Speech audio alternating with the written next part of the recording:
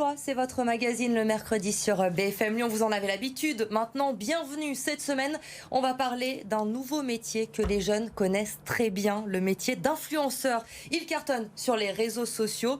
C'est votre cas, Marie, plus connue pour justement les gens qui vous suivent sur les réseaux sociaux sous le nom de Marie and Mood. On va tenter avec vous de comprendre votre quotidien, les secrets des influenceurs. Avec vous, merci d'avoir accepté notre invitation ce soir. Avec plaisir, merci. Et face à vous, Lisa Bron, vous êtes journaliste mode, éditrice de presse et professeure de relations publiques à Sub de Pub. Vous faites appel souvent aux influenceurs. Vous allez essayer de nous expliquer un petit peu justement les dessous de ce nouveau métier. Pour commencer, justement, pour ceux qui ne connaîtraient pas bien ce milieu, les influenceuses lyonnaises, il y en a beaucoup sur les réseaux sociaux, avec la plus célèbre d'entre elles, Enjoy Phoenix, 5 millions d'abonnés sur les réseaux, 715 000 abonnés pour Style Tony, 408 000 abonnés pour Anna RVR. Et puis vous, Marie, vous avez 229 000 abonnés qui vous suivent quotidiennement sur votre compte Instagram. Vous êtes une passionnée de mode, mais aussi de votre ville, Lyon. On va voir quelques images justement.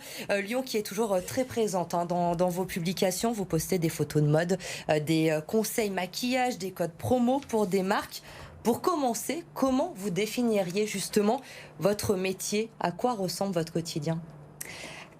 Il n'est pas du tout le même tous les jours, mais ce que je peux vous dire, c'est que de base, on va commencer par ouvrir les mails et surtout réfléchir à comment créer du contenu, parce que c'est ça qu'on fait surtout, on partage beaucoup, que ce soit de la photo ou de la vidéo. Donc voilà, ça va être une journée comme ça, avec soit on va tourner une vidéo, soit on va faire un shooting, soit on va débriefer avec des agences ou des marques sur des projets à venir. Vraiment, chaque journée sont totalement différentes. Vous travaillez pas seul au quotidien, vous êtes entouré, vous avez du monde autour de vous? Oui, moi je travaille avec une collaboratrice qui est basée sur Paris, qui s'appelle Marie-Lou. Et elle gère toute la partie négociation commerciale de mon entreprise, donc Marie and Mood. Voilà, une partie que moi je n'avais plus le temps de gérer pour vraiment en fait être à 100% sur tout ce qui est création de contenu, réseaux sociaux, partage et surtout être disponible pour mes abonnés, leur répondre. Et voilà. Comment vous en êtes arrivé là aujourd'hui? Ça se passe comment? On se lève un matin et on se dit tiens, je vais devenir influenceuse sur les réseaux, je vais faire des photos.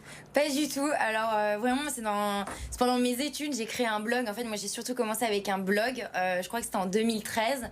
Instagram était encore pas très puissant à l'époque et ça a surtout commencé comme ça avec le partage d'articles mode, de petites adresses sur Lyon.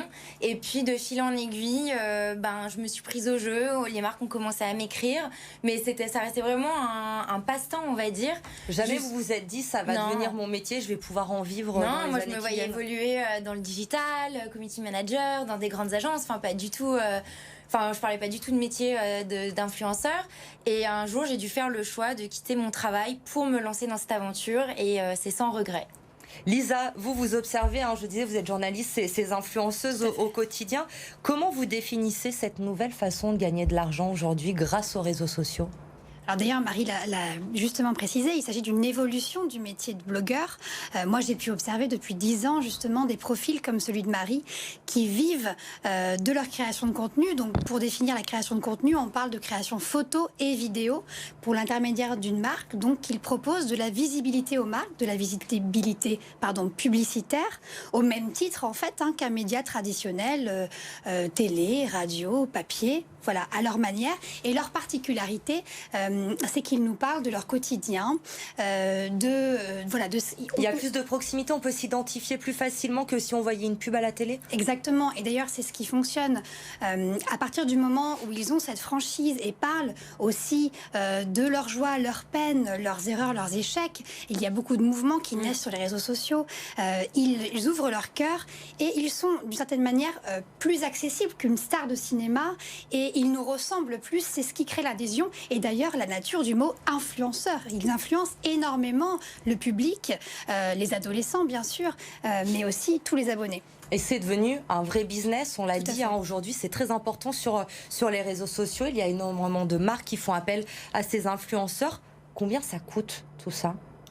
Alors, moi, je peux vous parler de ma propre expérience. Il faut déjà distinguer les micro-influenceurs des macro-influenceurs. Pour faire court, un micro-influenceur, c'est un influenceur qui dispose de 10 à 100 000 abonnés sur Instagram, qui est souvent le curseur.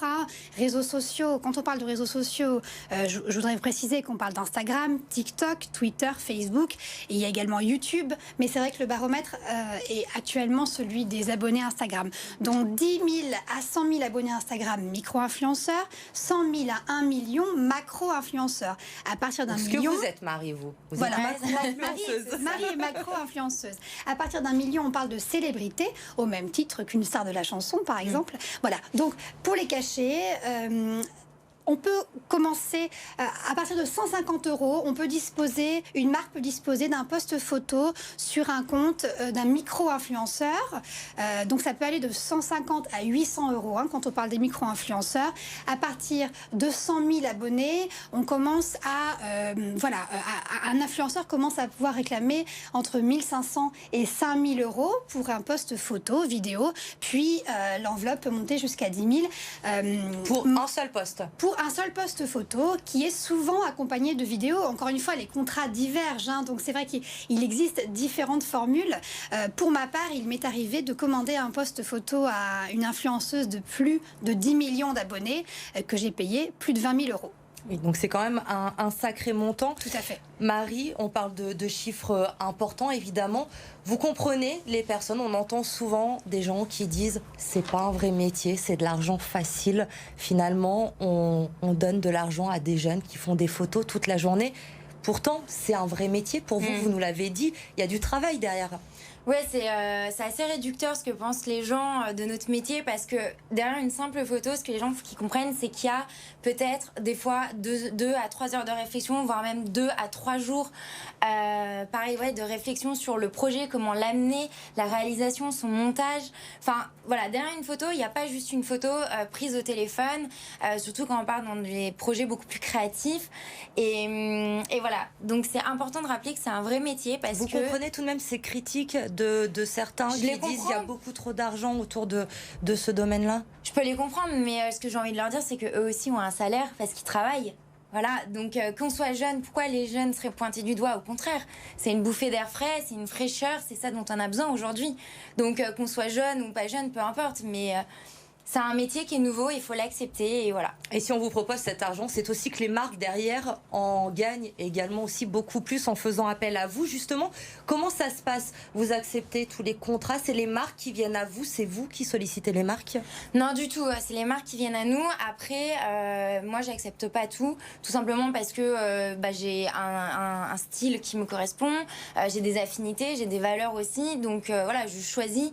J'ai la possibilité de pouvoir choisir mes contrats. Du coup, voilà, donc tout est bien réfléchi. Ce que je propose, c'est des choses qui me parlent et qui me plaisent, avant tout. Aujourd'hui, Lisa, c'est facile de devenir influenceur sur les réseaux sociaux? Alors en plus, il faut savoir qu'on parle d'un influenceur à partir de 1 000 abonnés Instagram. Donc si ça se trouve, vous qui nous écoutez et regardez, vous êtes peut-être vous-même influenceur. Sans le savoir. Voilà, sans le savoir. Je voudrais rajouter quelque chose sur l'objection qui a été portée à Marie. Voilà, il faut savoir que si les marques courent après les influenceurs, on peut dire ça, il y a une raison. À un moment donné, ils ont un public extrêmement ciblé. Qui fait défaut à beaucoup de médias. C'est-à-dire qu'il y a des influenceurs aujourd'hui spécialisés en mode, on en a parlé à l'instant, dans le domaine familial, dans le domaine culturel, et pour les marques, c'est une manière de toucher un public directement, et ils ont une audience qui est sans précédent en fait. Et je pense que ça dérange aussi par rapport à ça, mais il y a énormément de travail derrière la production photo, et moi je connais ce travail-là. Ce sont des mini-shootings photos avec des équipes, des photographes, des maquilleurs, des assistants. Donc voilà, ça a un coût aussi. Marie, est-ce que tout le monde peut devenir influenceur aujourd'hui selon vous? Vous, par exemple, vous vous dites, qu'est-ce qui a fait votre réussite? Pourquoi ça a marché pour vous et pas pour une autre?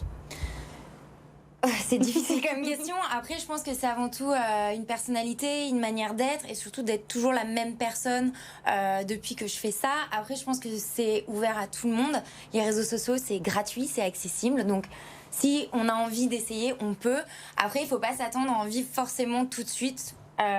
Personne n'a commencé comme ça, et c'est très rare les gens qui émergent au bout d'une année. Ça arrive, Il y a des talents prodigieux, incroyables, et c'est toujours des belles découvertes. Mais voilà, moi je pense que l'authenticité c'est hyper important pour voilà, fédérer sa communauté et surtout qu'ils se retrouvent toujours dans ce qu'on a l'habitude de partager. Une dernière question, Marie.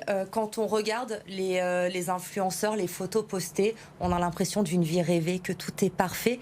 Est-ce qu'il y a des risques quand même? Est-ce que vous pourriez peut-être mettre en garde les jeunes qui nous regardent, qui veulent faire ça aujourd'hui? Je sais que vous êtes maman, mais vous exposez très peu votre enfant sur les réseaux sociaux. Quel risque? À quoi faut-il faire attention aujourd'hui? Aujourd'hui, ce qu'il faut que les gens comprennent, c'est que sur Instagram, on est là pour montrer du beau, surtout, des good vibes et tout ça. Montrer un peu le quotidien où on n'est pas bien et tout. Alors des fois, oui, ça plaît, mais c'est pas ça que les gens, ils attendent. Ils veulent s'évader, ils veulent voir autre chose, ils veulent se divertir. Moi, j'ai pris le parti de pas exposer ma fille tout simplement parce que déjà, le papa n'est pas d'accord. Et que aussi, je ne souhaite pas rentrer dans la niche influenceuse maman. C'est pas un domaine qui me plaît et voilà, j'ai pas envie d'imposer ça à mon enfant. Je veux qu'elle le fasse d'elle-même si un jour elle a envie d'être une star d'Instagram, si elle veut.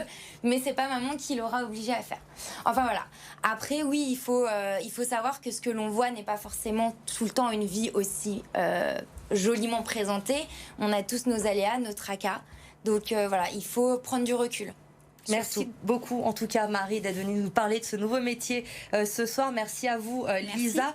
Avant de se quitter, vous le savez, chaque semaine, nos bons plans emploi sur BFM Lyon. Des annonces à vous proposer si vous êtes à la recherche d'un emploi du côté de Chaponnay, notamment un CDI à pourvoir pour un poste de boulanger. À Mions, l'entreprise Azae qui recherche un assistant de vie aux familles, ou encore la crèche du centre social de la Croix-Rousse qui recherche un auxiliaire petite enfance. Toutes ces offres, vous les retrouvez bien sûr sur le site de Pôle emploi. Vous restez avec nous, l'info se poursuit sur BFM Lyon. Passez une très bonne soirée.